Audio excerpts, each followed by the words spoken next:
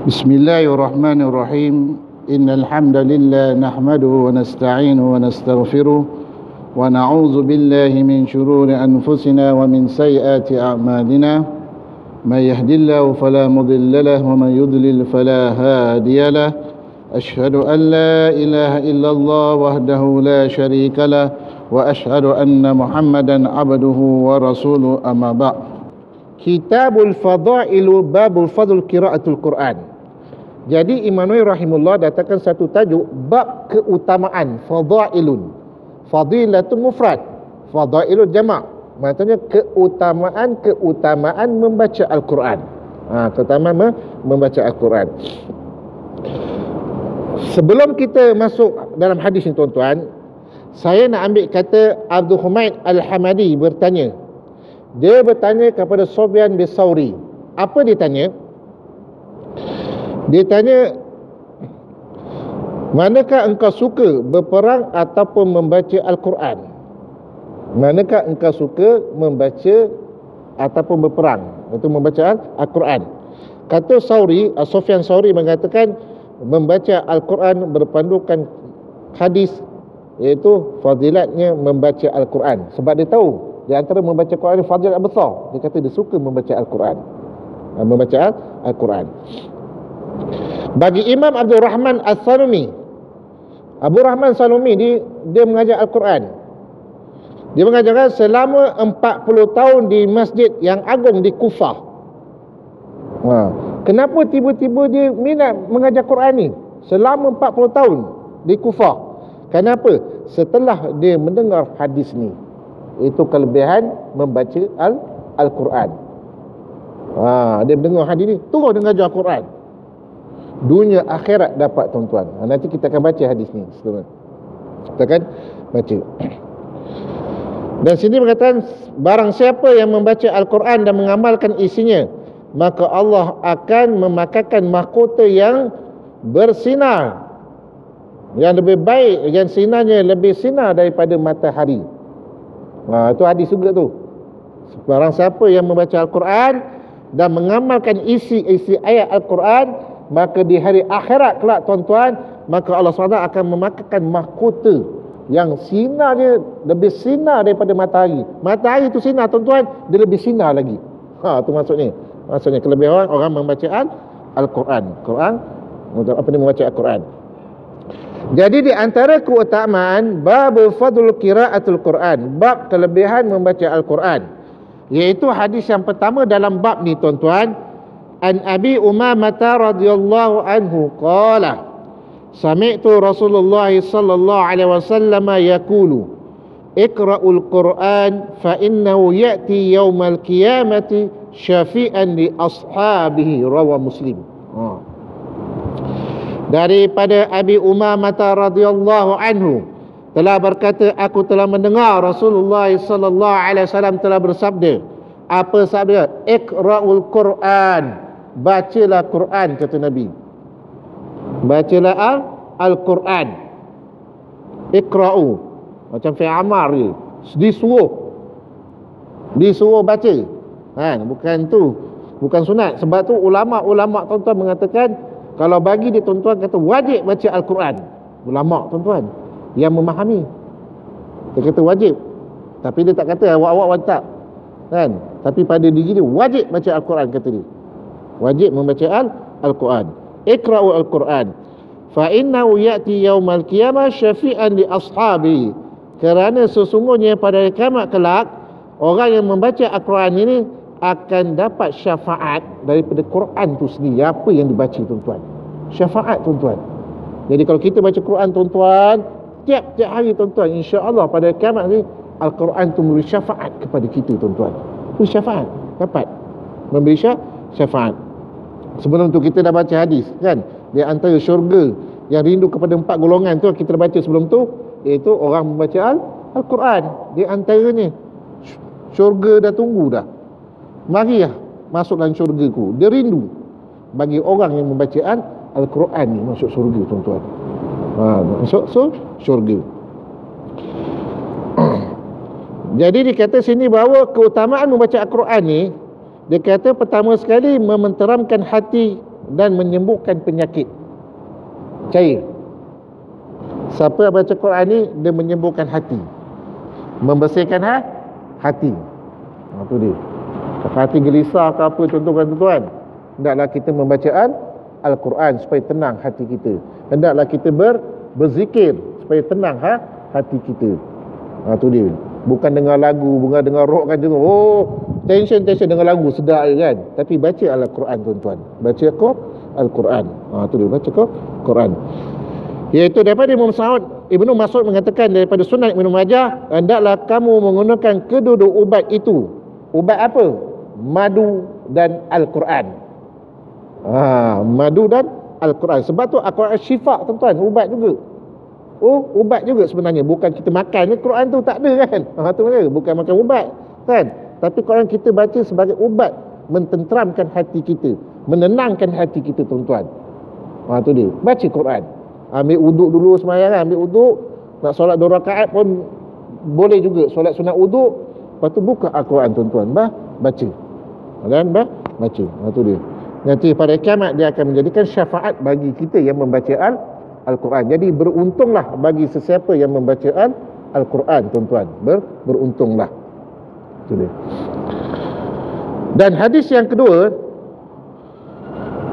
wa anin Nu'asim bin Sam'ani radhiyallahu anhu qala sami'tu Rasulullah sallallahu alaihi wasallam yaqulu yu'ta yaumal qiyamati bil Qur'an wa ahli alladhi kanu ya'maluna bihi fid dunya taqdimu suratul Baqarah wal Imran wa ali Imran tuhajjan an sahibihima, rawa Muslim. Daripada Nawas bin Sam'ani radhiyallahu anhu telah berkata, aku telah mendengar Rasulullah sallallahu alaihi wasallam telah bersabda. Apa sabdanya tuan-tuan? Yu'ta yaumal qiyamati bil Quran, akan datang pada hari kiamat kelak bagi dengan Quran, wa ahlihi, masuk wa ahli, orang selalu membaca Quran ataupun ahli membaca Al-Quran. Datang kiamat nanti. Alladhi kanu ya'maluna bihi fid dunya, yang dia beramal dengan isi-isinya. Baca, lepas tu dia mengamalkan. Dia mengamalkan fid dunya, di dunia. Taqdumuhu suratul Baqarah wa ali Imran, dan dia mengamalkan surah Al-Baqarah, surah Al-Imran, dia amal. dia amal surah Baqarah, Imran. Maksudnya dia baca Quran juga tuan-tuan, tapi dia baca dengan amalkan surah Baqarah dan surah Imran.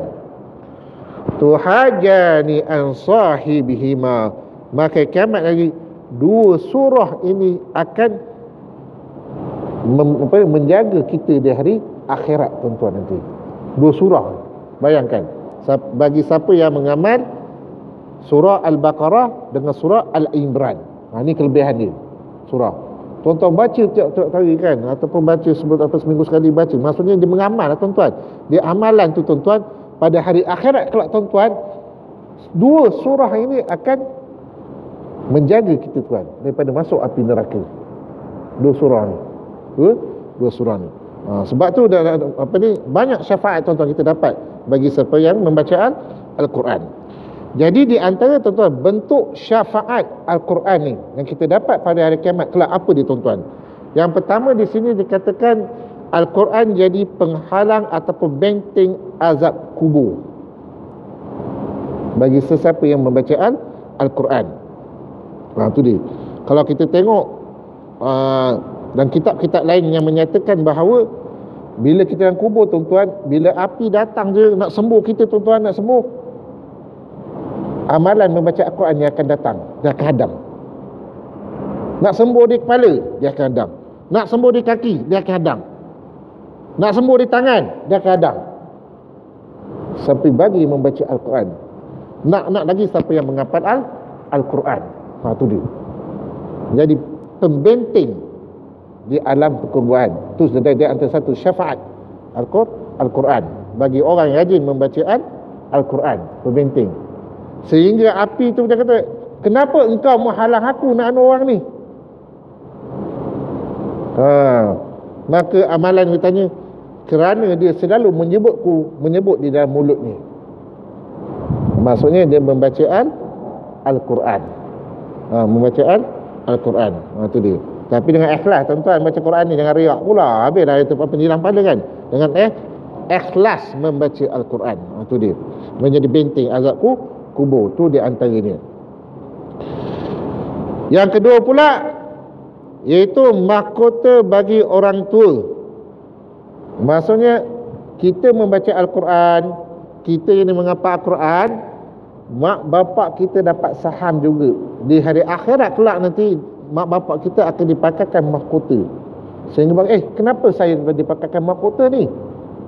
Kerana anak kamu membacaan Al-Quran. Jadi tuan-tuan, didik anak-anak kita tuan-tuan membacaan Al-Quran. Didik anak-anak kita tuan, kalau boleh hafiz Quran, suruh ngapal Quran. Didik anak kita, walaupun tak dapat apa Quran tuan-tuan, didik anak kita supaya seorang selalu membacaan Al-Quran. Apa ni, ayah dengan mak pun akan dapat juga saham mahkota ni. Tu syafaat. Kan, didik. Jadi anak-anak kecil itu tuan, ajar dengan membaca Al-Quran ataupun selalu membacakan amalan. Amalkan. Itu yang kedua. Yang ketiga, syafaat untuk 10 anggota ahli keluarga. Kan, yang membaca Quran, menghafal Quran. Yang pertama kita tahu menghafal Quran memang dia akan bersyafaat kepada 10 ahli keluarga kita tuan. Kalau kita ada anak seorang yang menghafal Quran tuan-tuan, insya-Allah dia akan bersyafaat kita di hari kiamat kelak. Itu dia, hari kiamat kan. Walaupun dia telah ditetapkan ke api neraka, dia akan tarik. Tu dia. Ni besarnya kelebihan apa ni nak ceritakan syafaat Al-Quran. Yang keempat pula, penentu darajat syurga, tingkatan syurga. Bagi yang membaca Quran. Sehingga Allah memerintahkan pembaca untuk naik tangga untuk kemuliaan hingga capai anak tangga di mana dia setakat membaca Al-Quran. Naik sampai untuk mencapai kemuliaan. Tu dapat ke kemuliaan. Dapat ke kemuliaan. Itu di antara salah satu bentuk-bentuk syafaat. Siapa bagi membacaan Al-Quran, kita akan dapat syafaat juga, dapat syafaat. Sebab tu Imam Nawawi rahimahullah, dia mengambil hadis ni, dia letakkan dalam bab babul fadl qiraatul Quran. Bab itu kelebihan membaca Al-Quran. Tak rugi tuan-tuan. Kan, kalau kita baca Quran, Allah tak rugi. Dan hadis yang ketiga, hadis ni tuan-tuan makruf juga dengar. Kita dah biasa dengar hadis ni kan. Tapi kita baca kan, yang telah disusun oleh Imam Nawawi rahimahullah. An Utsman bin Affan radhiyallahu anhu qala Rasulullah sallallahu alaihi wasallam, khairukum man ta'allama al-Quran wa 'allamahu, rawahu Bukhari. Dia kan, daripada Utsman bin Affan radhiyallahu anhu telah berkata, telah bersabda Rasulullah sallallahu alaihi wasallam, khairukum man ta'allama al-Quran, dan sebaik-baik daripada kamu itu bagi orang yang yang belajar Al-Quran. Sebaik-baiknya, wa 'allamahu, dan mengajarnya. Ni sebaik-baik ni. Salah satu di antara orang kata ilmu yang katakan ilmu yang manfaat, di antara salah satu ni tuan-tuan. Tuan-tuan mengajar anak tuan-tuan membaca Al-Quran daripada mukadam sehinggalah dia membaca Al-Quran. Dan mengajar, tuan-tuan dapat pahala. Kan? Anak tuan-tuan pula pandai membaca Al-Quran. Tuan-tuan meninggal, anak tuan-tuan dah baca Quran tu, saham tu sampai ke tuan-tuan walaupun di alam perkuburan. Anak tuan-tuan pula ajar pada anak dia, cucu dia contoh, ataupun mengajar orang lain, maka yang lain tu, cucu tu dapat membaca Al-Quran. Dia dapat membaca Al-Quran, saham cucu pun dapat pada kita juga tuan-tuan. Bayangkan, berkait sampai dia akan mendapat saham juga. siapa mengamal. Itu dikatakan orang yang mengamal membaca Quran itu membaca Al-Quran. Tak rugi tuan-tuan. Sebab tu beruntunglah sesiapa yang mengajar Al-Quran. Kalau anak murid dia ramai tuan-tuan, bayangkan macam mana anak murid dia ramai. Lepas tu anak murid dia pergi tempat lain, mengajar orang lain, buka pusat tahfiz pula 80 contoh kan, ramai. Maka saham tetap dapat kepada orang tu juga tuan-tuan. Sebab tu khairukum man ta'allama al-Quran wa 'allamahu kan. Kita belajar Quran dan mengajarnya. Kita dah tahu baca, kita mengajar orang lain tuan-tuan, dapat juga pahala tuan-tuan. Allah besar tuan-tuan. Tengok saham dia. Kalau saham biasa ni itu je dapat kan, setahun kan. Tapi ni berpenak-penak dapat, bercucu bertahun-tahun kan, walaupun 100 tahun macam tu dapat juga kan. Dengan syarat dia membaca Quran ataupun mengamalnya. Tak rugi tuan-tuan, tak rugi bagi siapa yang membaca Al-Quran. Besar fadilat ini tuan-tuan. Terutama waktu Covid ni tuan-tuan, kebanyakan membaca Al-Quran, banyak yang membaca Quran. Itu dia. Tak dapat siang malam tentu kan, tak dapat satu hari ataupun setengah muka surat baca sikit pun tak apa kan. Tu tandakan supaya kita khatam Al-Quran. Kita cuba. Dan amalan pun kita baca kan, macam surah Al-Baqarah, surah Al-Imran, surah Al-Mulk kita baca kan. Satu amalan pun kita baca. Kita baca. Sebab tu Imam Nawawi rahimahullah dia mengambil hadis ni, diletakkan dalam bab kelebihan yang membaca Al-Quran. Itu kelebihannya, besar sekali tuan-tuan kelebihannya membaca Al-Quran. Siapa tak baca rugi tuan-tuan. Rugi siapa yang tak membaca. Dan hadis yang keempat, wa an Aisyah radhiyallahu anha qalat qala Rasulullah sallallahu alaihi wasallam alladhi yaqra'ul Quran wa huwa mahirun bi ma'as safaratil kiramil bararah walladhi yaqra'ul Quran wa yatata'ta'u fihi wa huwa alaihi syaqun lau ajrani, muttafaqun alaih. Daripada Aisyah radhiyallahu anha telah berkata, telah bersabda Rasulullah sallallahu alaihi wasallam, apa sabdanya tuan-tuan? Alladhi yaqra'ul Quran, bagi sesiapa yang membaca Al-Quran, wa huwa mahirun, dia mahir, maksudnya dia tahu membaca Al-Quran, dia dah mahir, dah tera membaca Al-Quran. Bukannya mahir baca Quran ni tu lepas tu tak baca tuan-tuan, bukan maksud tu. Ni mentah-mentah dah pandai baca, tak payah baca lah pula seminggu tak baca Quran, tak kan. Walaupun dia mahir, dia kena membaca Quran tiap-tiap hari. Tuan-tuan bayangkan, kalau seorang tu tak baca Quran selama sebulan, apa jadi? Nak baca dah kekok balik, nak nyebut dah pelat. Tu ni kita baca juga kan, dekat sujud solat kan, baca ada. Cuba orang yang tak solat, orang tak membaca Quran macam mana? Tergagap-gagap nanti kita gagap.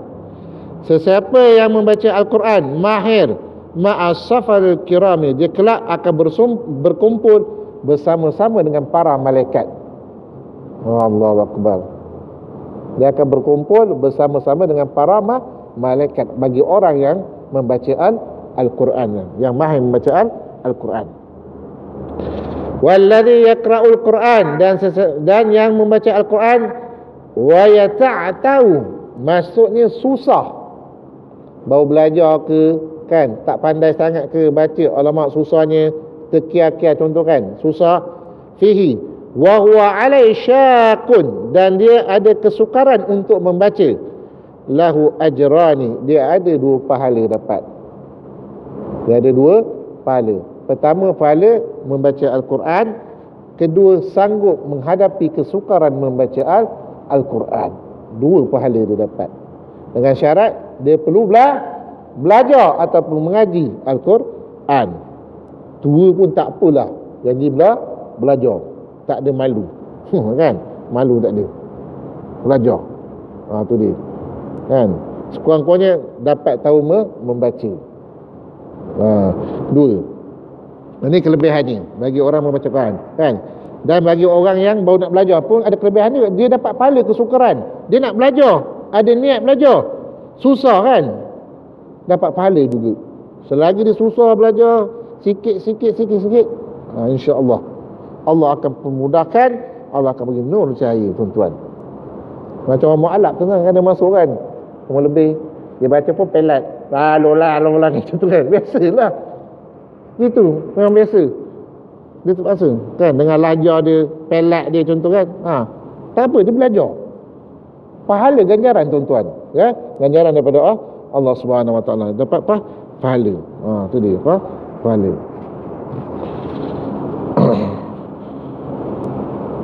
Sebab tu Imam Nawawi rahimahullah dia mengambil hadis ni dan letakkan dalam bab, iaitu bab kelebihan membaca Al-Quran, kelebihan membaca Al-Quran.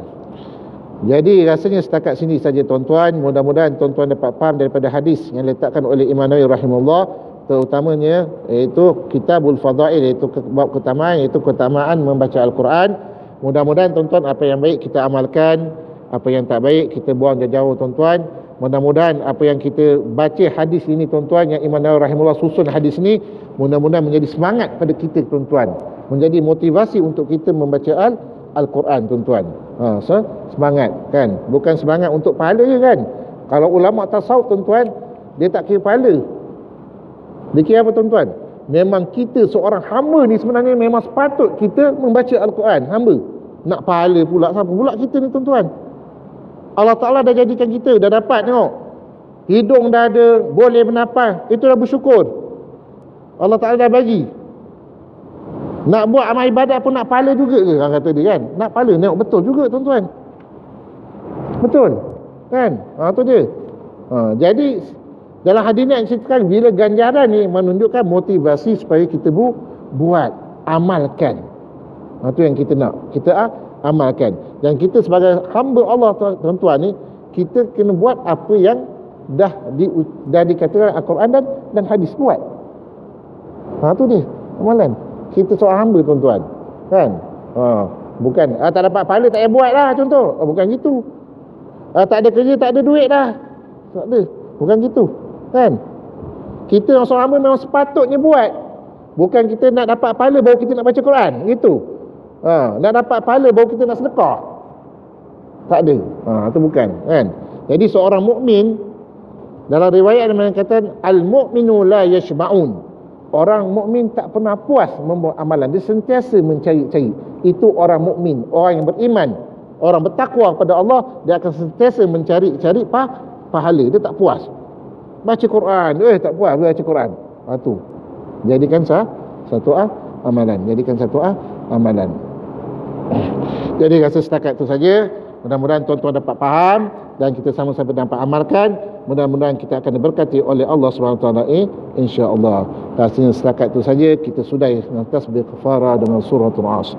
Subhanakallah wa bihamdika asyhadu an la ilaha illa anta wa astaghfiruka wa atubu ilaik. Bismillahirrahmanirrahim. Wal 'asri innal insana lafi khusr illa alladhina amanu wa 'amilus shalihat wa tawassaw bil haqqi wa tawassaw bis sabr. Assalamualaikum warahmatullahi wabarakatuh.